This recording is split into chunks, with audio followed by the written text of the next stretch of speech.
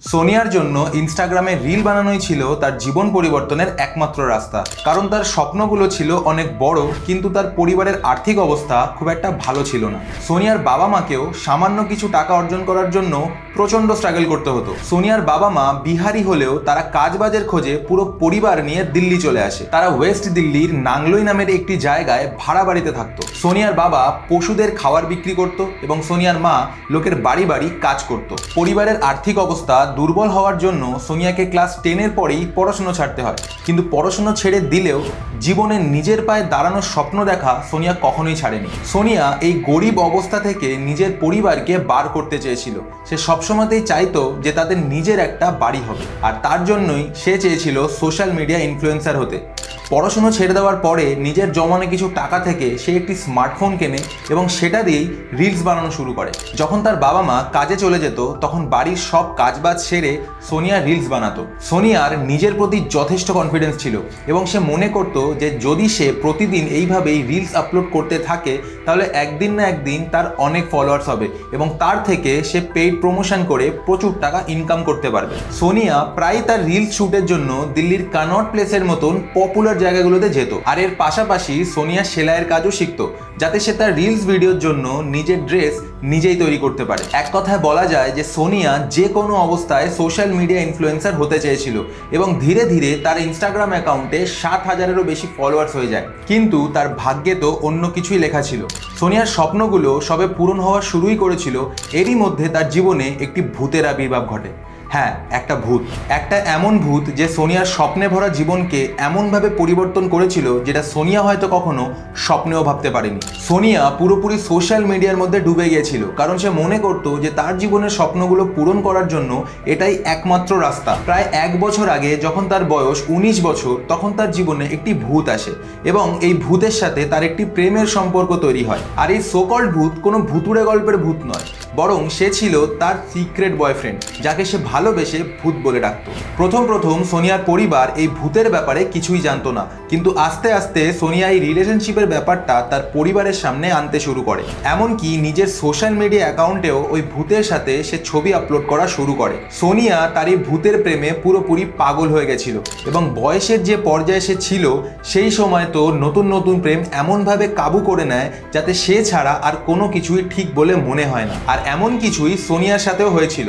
তার চরিত্রে দর্শনীয় কিছু পার্থক্য দেখা যাচ্ছিল, যেটা তার মা এবং বোনের চোখ এড়ায়নি। তারা এটা তো বুঝতে পেরেছিল যে তাদের মেয়ে কারোর প্রেমে পড়েছে, কিন্তু সে কে, কোথায় থাকে, কি করে, এসব বিষয় তারা কিছুই জানতো না। আর যখনই তার মা এবং বোন তার কাছে এই বিষয়ে কিছু জানতে চাইতো, তখন সে তাদেরকে একটাই কথা বলতো যে তার নাম ভূত।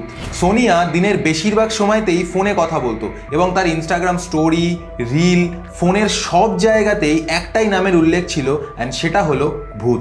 কিন্তু তার জীবনে এই ভূতের আবির্ভাব যে তার জীবনকে একটা ভয়ানক পরিণতি দেবে, সেটা হয়তো সোনিয়া নিজেও জানতো না। আগস্ট 2024, সোনিয়ার মা রজনী দেবী হঠাৎ লক্ষ্য করেন যে যেই মেয়ে কখনো বাড়িতেই থাকতো না, সে হঠাৎ বাড়ি থেকে বেরোনো বন্ধ করে দিয়েছে। এমনকি ও প্রায় অসুস্থ হয়ে পড়ছে। ওর শারীরিক অবস্থার লক্ষণগুলো কেমন যেন স্বাভাবিক ছিল না। এই কারণে তাদের সন্দেহ হয় এবং তারা চেক আপের জন্য সোনিয়াকে নিয়ে ডাক্তারের কাছে যায় এবং ডাক্তারের রিপোর্ট দেখে তাদের সন্দেহ সত্যিতে পরিণত হয়। তাদের মাত্র 20 বছরের মেয়ে সোনিয়া ওই সময় 5 মাসের প্রেগনেন্ট ছিল।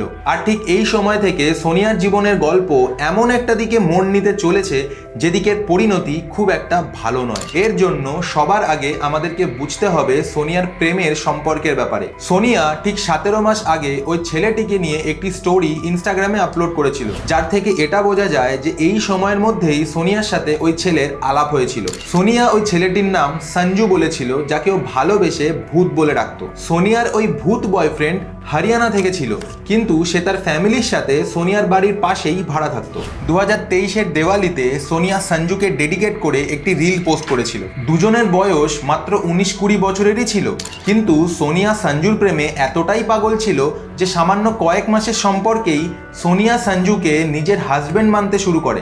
এমনকি সোনিয়া 1 বছর আগে নিজের ইনস্টাগ্রামের একটি স্টোরিতে ওই ছেলেকে নিজের হাবি বলে মেনশন করে। অক্টোবর 2024-এ সোনিয়া তার লাস্ট ইনস্টাগ্রাম স্টোরি আপলোড করে এবং সেখানেও সে সঞ্জু এবং তার কিছু ছবি দিয়ে সেখানে ক্যাপশন দেয় মাই এভরিথিং এবং এটাই ছিল তার লাস্ট ইনস্টাগ্রাম স্টোরি। অক্টোবর 2024-এ সোনিয়া তার প্রেগনেন্সির 7 মাসে পড়ে। সোনিয়া তার ফ্যামিলির সবাইকে এটা জানিয়ে দিয়েছিল যে সঞ্জুই হলো তার এই বাচ্চার বাবা এবং সে তার সারাটা জীবন সঞ্জুর সাথেই কাটাতে চায়, কারণ সে পুরোপুরিভাবে সঞ্জুকে নিজের হাজবেন্ড হিসেবে মেনে নিয়েছে। এদিকে সঞ্জু আবার সোনিয়াকে বলে রেখেছিল যে সঞ্জু যদিও বা তার মা বাবা এবং বড় ভাই ও বৌদির সাথে থাকে, কিন্তু তাও তারা সঞ্জুকে তাদের সম্পত্তির থেকে বেদখল করে রেখেছে। সোনিয়ার ডেলিভারির টাইম যেমন এগিয়ে আসছিল, ঠিক তেমনই সোনিয়া তার নতুন লাইফকে নিয়ে অনেক বেশি এক্সাইটেড ছিল।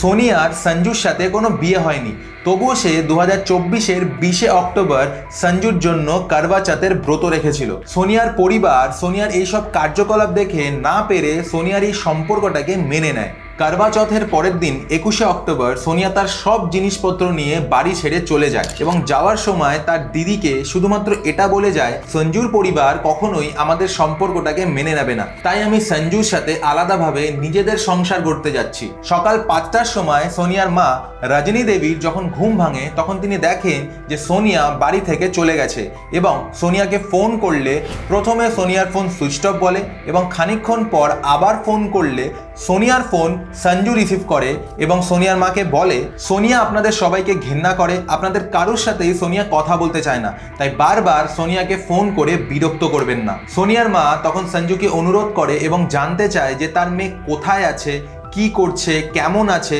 কিন্তু সঞ্জু সোনিয়ার মায়ের কোনো প্রশ্নের উত্তর না দিয়েই ফোনটা কেটে দেয়। তারপর সারা দিন সোনিয়ার পরিবার সোনিয়ার সাথে কোনো রকম যোগাযোগ করতে পারে না। ওই দিন রাতে প্রায় 11টা নাগাদ সোনিয়ার ভাই মনীষ আবার সোনিয়ার ফোনে ফোন করে, তখন সঞ্জু ফোনটা রিসিভ করে এবং একই কথাই বলে। ঠিক তখনই মনীষ এমন একটি কথা শুনতে পায় যেটা শুনে তার ভীষণ একটা বিপদের আভাস হয়। মনীষ শোনে যে সঞ্জু কাউকে একটা বলছে যে গর্তটা আরো ডিপ করে খোঁড়। এই কথা শোনা মাত্রই সোনিয়ার পুরো পরিবার প্রচণ্ডভাবে ভয় পেয়ে যায় এবং তারা তৎক্ষণাৎ নাংলোই পুলিশ স্টেশনে গিয়ে পৌঁছায় এবং একটি মিসিং ডায়েরি ফাইল করতে চায়। কিন্তু পুলিশ সবকিছু শুনে তাদেরকে জানায় যে ছেলে এবং মেয়ে দুজনেই অ্যাডাল্ট এবং তাদের মেয়ে নিজের ইচ্ছাতেই ছেলেটির সাথে গেছে, তাই এই বিষয়ে পুলিশ কোনোভাবেই তাদেরকে কোনো রকম সাহায্য করতে পারবে না এবং তাদের মিসিং কমপ্লেন নিতেও পুলিশ অস্বীকার করে। সোনিয়ার পরিবার যখন পুলিশের কাছ থেকে কোনো রকম সাহায্য পায় না, তখন তারা নিজে থেকেই সঞ্জুর ব্যাপারে খোঁজ খবর নিতে শুরু করে আর খোঁজ নিতে নিতে তারা গিয়ে পৌঁছায় সঞ্জুর বাড়িতে। কিন্তু সেখানে গিয়ে তারা যেটা জানতে পারে সেটা তারা কখনো স্বপ্নেও ভাবতে পারেনি, কারণ সোনিয়া যে সঞ্জুর সাথে বাড়ি ছেড়ে চলে গেছে তার আসল নাম সেলিম। আর সঞ্জুর পরিবারের সাথে কথা বললে তারা সোনিয়ার পরিবারকে জানায় যে তারা সঞ্জু ওর সেলিমকে অনেক আগেই বাড়ি থেকে বার করে দিয়েছে, তাই তারা তার বিষয়ে কোনো রকম খোঁজ খবরই জানে না। সোনিয়ার পরিবারের জন্য সোনিয়া পর্যন্ত পৌঁছানোর সব রাস্তাই এরপর বন্ধ হয়ে যায়। এদিকে পুলিশের কাছ থেকেও সোনিয়ার পরিবার কোনো রকম সাহায্য পাচ্ছিল না। আর এই নতুন সত্যি তো সোনিয়ার যে কোনো বিপদ হয়েছে সেই সন্দেহকে আরো শক্তপোক্ত করে দিয়েছিল। পরের দিন 23 অক্টোবর সোনিয়ার ভাই মনীষের কাছে পশ্চিম বিহার পুলিশ স্টেশন থেকে একটি ফোন কল আসে এবং তাকে জানানো হয় যে তারা একটি ছেলেকে ধরেছে যার কাছ থেকে কিছু ডকুমেন্টস এবং দুটো আধার কার্ড পাওয়া গেছে। আর এই আধার কার্ড দুটো ছিল সোনিয়া এবং তার বাবার, যেটা কিনা সোনিয়া বাড়ি থেকে বেরোনোর সময় তার সাথে নিয়ে গেছিল। এইসব শোনার পর মনীষ সাথে সাথে নাংলোই পুলিশ স্টেশনে গিয়ে সেখানকার অফিসারদের সবকিছু জানায় আর পুলিশরা সঙ্গে সঙ্গে সেই ছেলেকে পশ্চিম বিহার পুলিশ স্টেশন থেকে নাংলোই পুলিশ স্টেশনে নিয়ে আসে। আর এই ধরা পড়া ছেলেটা আর কেউই নয়, সে হলো সঞ্জু ওরফ সেলিম। পুলিশ যখন প্রথমে সেলিমের কাছে সোনিয়ার ব্যাপারে জিজ্ঞেস করে তখন সে জানায় যে সোনিয়া তার পরিবারের সাথে কোনো রকম সম্পর্ক রাখতে চায় না, কিন্তু পুলিশ যখন এরপরে তার আচ্ছা মতন খাতিরদারি করে তখন সে আস্তে আস্তে সব সত্যিটা স্বীকার করে। আর এই সত্যিটা ছিল সোনিয়ার বিরুদ্ধে হওয়া এক বিশাল বড় ষড়যন্ত্র, যার মধ্যে সোনিয়া নিজের অজান্তেই ফেসে গিয়েছিল। 21 অক্টোবর যখন সোনিয়া তার বাড়ি থেকে সব জিনিসপত্র নিয়ে বেরোয় তখন সঞ্জু তাকে একটি 4 চাকা গাড়ি নিয়ে নিতে আসে আর রাস্তায় যেতে যেতে সে তার দুই বন্ধু পঙ্কজ এবং ঋত্বিককেও তাদের সাথে নেয় এবং তারা সবাই মিলে রোহতাকের উদ্দেশ্যে রওনা দেয়। আর রাস্তায় যাওয়ার পথে সোনিয়া বারবার সঞ্জুকে ওরফ সেলিমকে তাকে বিয়ে করার কথা বলতে থাকে, কিন্তু সঞ্জু সোনিয়াকে একটু অপেক্ষা করতে বলে। গাড়িটি যখন বাহাদুরগড় ও রোহতাকের হাইওয়েতে ছিল তখন তাদের দুজনের মধ্যে ঝামেলা অনেক বেড়ে যায়, কারণ সোনিয়া তার সব কিছু ছেড়ে এসেছিল শুধুমাত্র সঞ্জুর সাথে একটা সংসার গড়বে তাই। এদিকে সঞ্জু আগে থেকেই জানতো যে সোনিয়া তাকে বিয়ে করার জন্য ডেসপারেট হয়ে উঠবে, ঘটবে। তাই সঞ্জু অনেক আগে থেকেই একটি প্ল্যান করে সোনিয়াকে নিজের ঘাড় থেকে নামানোর জন্য, আর এই সব কিছুই সঞ্জুর এই প্ল্যানের মধ্যেই ছিল।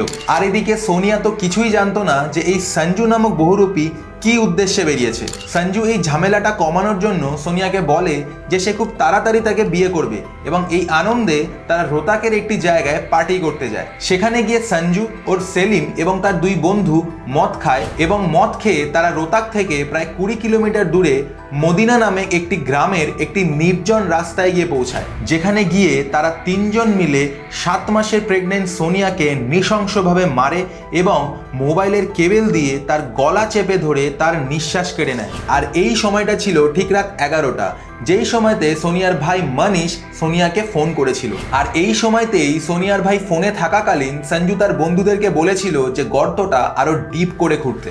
আর এই গর্তের মধ্যেই তারা সোনিয়াকে পুঁতে রেখে আবার দিল্লিতে ফিরে এসেছিল, যাতে কারোর কোনো সন্দেহ না হয়। সোনিয়া, যাকে তার জীবনের ভালোবাসা ভেবেছিল এবং যার বাচ্চার মা সে হতে চলেছিল, সেই তার জীবনের দস্যু হয়ে তার জীবনটাকে শেষ করে দিল। এমনকি সোনিয়ার পেটে থাকা সেই নিষ্পাপ বাচ্চাটার কথাও একবারও সে ভাবেনি। আর এই সব কথাই সেলিম পুলিশের সামনে স্বীকার করে নিয়েছিল। ও এটাও বলে যে সোনিয়া তাকে বারবার বিয়ে করার জন্য প্রেশারাইজ করছিল, কিন্তু সেলিম তাকে কোনোভাবেই বিয়ে করার জন্য রেডি ছিল না। সোনিয়াকে সে এই বাচ্চাটি নষ্ট করে ফেলার কথাও বলেছিল, কিন্তু সোনিয়া যে কোনো মূল্যে সেই বাচ্চাটিকে চেয়েছিল এবং তার সাথে সংসার করার জেদ করছিল। আর এই জন্যই সেলিম সোনিয়াকে তার জীবন থেকে পুরোপুরিভাবে সরিয়ে ফেলার প্ল্যান করেছিল। সেলিম অনেক কৌশল করে সোনিয়াকে নিজের প্রেমের জালে ফাঁসিয়েছিল। ও শুধু নিজের নাম সঞ্জু বলেনি, বরং ও যে একজন হিন্দু সেটাও খুব ভালোভাবে সোনিয়াকে বিশ্বাস করিয়েছিল। কারণ যখন সেলিম সোনিয়ার সাথে থাকতো তখন সে মাঝে মধ্যে নিজের মাথায় লাল রঙের টিকাও লাগাতো এবং সোনিয়ার সাথে সব রকম হিন্দু পার্বণও সেলিম পালন করত। সোনিয়ার বাড়ির আশেপাশের লোকজন পুলিশকে জানায় যে যখন সোনিয়ার বাড়িতে কেউ থাকতো না, ঠিক সেই সময়তেই সঞ্জু তাদের বাড়িতে আসতো। আর সব থেকে অদ্ভুত ব্যাপার হলো যে যখন বিষয়টিকে আরো খুঁটিয়ে দেখা হয়, তখন আমরা দেখতে পাই যে সঞ্জু সোনিয়াকে মারার পরেই তার ইনস্টাগ্রামের ইউজার নেম পাল্টে দিয়েছিল। দুটো ব্যাপার এখনো অজানা রয়ে গেছে। প্রথমত, সোনিয়া কি শেষ পর্যন্ত এই সঞ্জু ওর সেলিমের আসল পরিচয় জানতে পেরেছিল? আর দ্বিতীয়ত, সোনিয়াই কি এই ছেলের একমাত্র শিকার ছিল, নাকি এর আগেও কারোর পরিণতি এমন হয়েছে? কারণ সেলিমের ইনস্টা আইডির অ্যাবাউট সেকশন বলছে যে সেলিম এর আগে প্রায় 10 বার তার ইউজার নেম পাল্টেছে। তবে একটা কথা জলের মতন পরিষ্কার ছিল যে সেলিম শুধুমাত্র তার শারীরিক চাহিদা মেটানোর জন্যই সোনিয়ার সাথে সম্পর্কে গিয়েছিল। সে সোনিয়াকে মিথ্যে বিয়ের প্রতিশ্রুতি দিয়ে দিনের পর দিন তার নিজের চাহিদা মেটাতো। আর এদিকে সোনিয়া যে ভূতকে তার মন প্রাণ সবটুকু দিয়ে ভালোবেসেছিল, সেই যে আসলে তার জীবনের সত্যিকারের শয়তান প্রমাণ হবে, সেটা হয়তো সোনিয়া কখনো ভাবতেও পারেনি। পুলিশ সকল দোষীকে অ্যারেস্ট করে তাদেরকে হেফাজতে নেয়, কিন্তু সোনিয়ার পরিবার একটি বিষয় দেখে খুব অবাক হয়ে যায় যে সেলিমের পরিবার তাদেরকে কিছুদিন আগেই বলেছিল যে তারা সেলিমকে বাড়ি থেকে তাড়িয়ে দিয়েছে এবং তার সাথে তাদের কোনো সম্পর্ক নেই। আজ সেই তারাই সেলিমকে বাঁচানোর জন্য সব রকম চেষ্টা করছে। হয়তো সেলিম এই নাটকটা এই কারণেই করেছিল যাতে সোনিয়া কখনো তাদের বাড়িতে চলে না আসে আর তার আসল পরিচয় না জেনে যায়। সোনিয়া আজ এই পৃথিবীতে নেই, কিন্তু সোনিয়ার এই পরিণতি ওই সব মেয়েদেরকে শিক্ষা দিয়ে যায় যারা ভালোবেসে অন্ধ হয়ে তার ভালোবাসার মানুষের জন্য সব কিছু করতে প্রস্তুত থাকে। সবসময় যে তুমি যেটা মনে করছো বা তোমার মনে যে ইন্টেনশন আছে বা তুমি যে জিনিসটাকে যেইভাবে ভাবছো, সামনের মানুষটাও যে ঠিক সেইভাবেই সেই জিনিসটাকে ভাবছে, সেটা কিন্তু নাও হতে পারে। এটা খুব সহজ বিষয় যে আজকের দিনে দাঁড়িয়ে ভালো মানুষের মুখোশ পরে অনেক মানুষই ধোঁকা দেয়। আবার এর মানে এটাও নয় যে তুমি তোমার আশেপাশের সব মানুষকেই সন্দেহ করতে শুরু করবে। কিন্তু এটা খুব গুরুত্বপূর্ণ যে কোনো সম্পর্কে এগোনোর আগে সামনের মানুষটাকে ভালো করে চিনে নিয়ে, ভালো করে বুঝে নিয়ে তারপরেই সেই সম্পর্কে এগোনো উচিত। ফুটন্ত জলে তুমি কখনোই নিজের মুখ দেখতে পাবে না। ঠিক তেমনই মানুষ যখন কারোর প্রেমে অন্ধ হয়ে যায় তখন সে তার খারাপ দিকগুলো দেখতে পায় না। আর ঠিক সেই জিনিসটার সুযোগ নিয়েই অপোজিট সাইডের মানুষটি তোমার ক্ষতি করতে পারে। আর যতক্ষণে তুমি এটা বুঝতে পারবে ততক্ষণে হয়তো সময় বাষ্প হয়ে উড়ে যাবে। আজকের জন্য এটুকুই। সকলে সুস্থ থাকবেন এবং ভালো থাকবেন।